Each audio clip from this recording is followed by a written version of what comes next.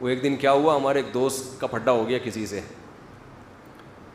تو پھڈا جب ہو گیا تو وہ غلطی ان صاحب کی تھی, جو ہمارے دوست تھے ان کی غلطی تھی.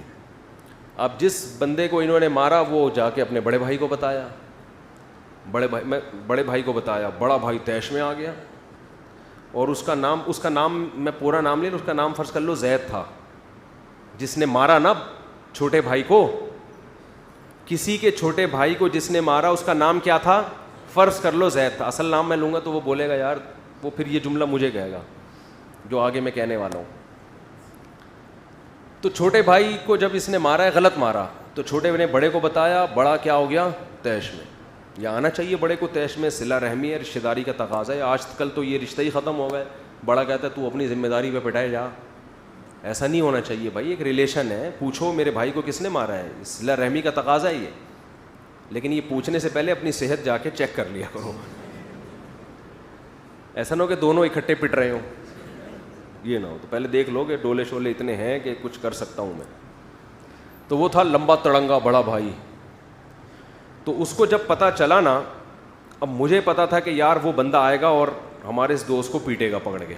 تو میری دوستی تھی, میں اس کو بچانا چاہ رہا تھا کہ یار کچھ سلو صفائی کر لیتے ہیں. تو میں جب اس کے پاس گیا, ان کے گھر گیا میں, تو بڑا بھائی غصے میں بیٹھا ہوا ہے, کہہ رہا ہے ہوا کیا ہے. میں نے کہا ہوا تو یہ ہے. اس نے کہا زید پٹے گا. زید, الفاظ اس کے مجھے اسٹائل یاد آ رہا ہے. میں نے کہا یار ریکویسٹ لے کے آیا ہوں. کہہ رہا ہے یہ ہوا ہے نا. اس نے میرے چھوٹے بھائی پہ ہاتھ اٹھایا. میں نے کہا زید پٹے گا. زید, یہ خبر ہے, یہ نیوز ہے, کچھ بھی ہو جائے زید. اصل تو یہ تھا جب اس کا نام لیتا میں پھر مزہ آتا نا, لیکن پھر وہ کہے گا مفتی صاحب پٹے گا. میرا نام سب کے سامنے ظاہر کر دیا. تو وہ بار بار میں اس کو ریکویسٹ کر رہا ہوں, یار پہلے ذرا سمجھو بات کو, میں معذرت کر رہا ہوں. کہہ رہا ہے مفتی صاحب یہ بتائیں, کہہ رہے میں آپ کی عزت کرتا ہوں مفتی صاحب, لیکن یہ بتائیں اس نے میرے چھوٹے بھائی پہ ہاتھ اٹھایا. میں نے کہا اٹھایا. کہہ رہے غلطی اس کی ہے نا. میں نے کہا زید پٹے گا. تو مجھے یہ واقعہ کم از کم 14-15 سال پرانا ہے, لیکن مجھے اس کا اسٹائل بڑا اچھا لگا. کہہ رہا ہے کچھ بھی ہو جائے زید پٹے گا. سمجھ رہے ہو. خیر نہیں پیٹا, پھر ہم نے پڑھ کے درمیان میں سلو صفائی کروا دی. تو بعض دفعہ یہ ہوتا ہے, آپ اولاد کو رسپیکٹ بھی دے رہے ہیں, مائیں بھی اپنے بچوں کو عزت دے رہی ہیں, سب کچھ خرچے پورے ہو گئے, پارک بھی لے کے گھمانے بھی لے جاتے ہو, کبھی ہوٹلنگ بھی کر دی, کبھی غبارے بھی دلا دیے, کبھی پاپڑ بھی دلا دیے, کرارے پاپڑے دلا دیے آپ نے, ہر قسم کی چیزیں کھلا دی ان کو, لنچ بھی دے رہے ہو, صبح اسکول میں, رات کو جو ہے نا ان کو عزت کے ساتھ گھر میں سونے کی جگہ کی, گیس بجلی کا بل سب کچھ کر رہے ہو. اس کے بعد بھی بچہ نہیں مان رہا تو بچہ پٹے گا. جبکہ گورنمنٹ کہتی اب بھی نہیں پٹے گا. یہ ہمارا اختلاف ہے. اب سمجھ میں آیا. ہم کہتے اب بچہ پٹے گا, اب چترول لگیں گے, کیونکہ ہم نے اپنے گھر میں باپ پیدا نہیں کیا ہے, اپنی اولادیں پیدا کی ہیں. اب بھی نہیں پٹے گا, اس کا مطلب ہم خانسامہ ہیں. پھر ہم کیا ہیں پھر, بلکہ خانسامہ بھی ہم سے. یا تو ہم کو تنخواہ دو اس کی, پھر آپ بیوی بچوں سے بولیں میں تو خدمت کر رہا ہوں نا اس کی, مجھے کیا چاہیے, تنخواہ چاہیے. تنخواہ دو کہیں سے بھی لا کے کما کے, جو گھر دیا ہوا ہے میں نے, کرایہ نکالو اس کا, بچوں کو رکھا ہے آپ نے گھر میں, کرایہ دے بھائی. جیسے میں ڈاروین سے کہتا ہوں بندر تھے دم کہاں گئی, یا تو دم دو یا دم کے پیسے دو ہمیں.